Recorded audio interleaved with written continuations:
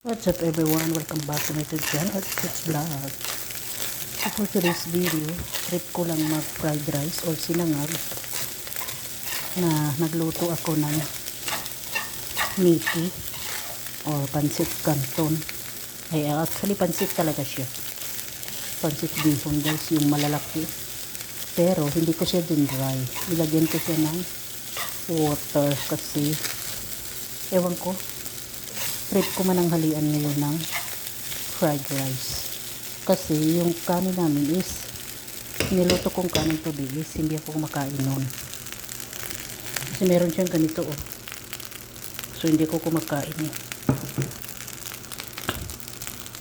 So ngayon, nag fried rice ako. Nilagyan ko ng bawang, sibuyas, a little bit of mantika.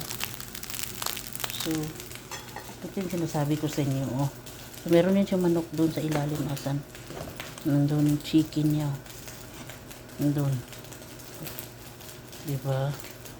So, hindi ko siya, linagyan ko siya ng tubig guys kasi wala lang trip ko. So, hindi ko mahanap yung takip kaya yan muna ang pagtatakip natin.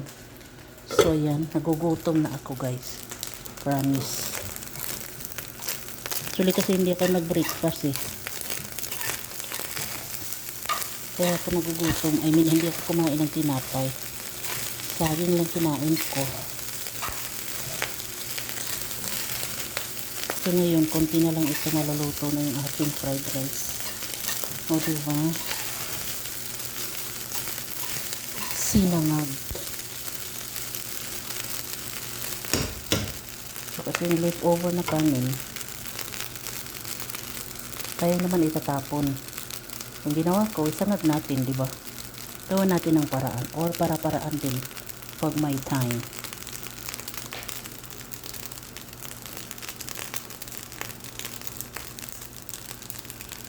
So, ganyan pag magsinangag kayo guys. Pag dry na yan siya.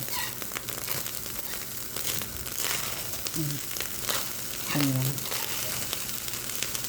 Ibig sabihin, pwede nang hanguin at lamunin, cherries. O diba? So back to ulam tayo. So kakapatay ko lang ng apoy nito. Ayan. So ayan ko lang muna yung rice natin. Balikan ko kayo mamaya pag nakahain ko na yung pagkain ko. So tcharan!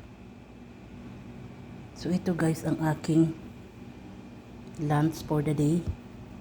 Ayan. Merong chicken. Merong salad. Salad ko nilagyan ko ng ano guys, ano ba yun? Chips Roman. Ito na yung ating fried rice or sinangag. So bye everyone. Don't forget to like, subscribe to my YouTube channel at It's Vlog. Lalamon na ako. Tara, kain guys.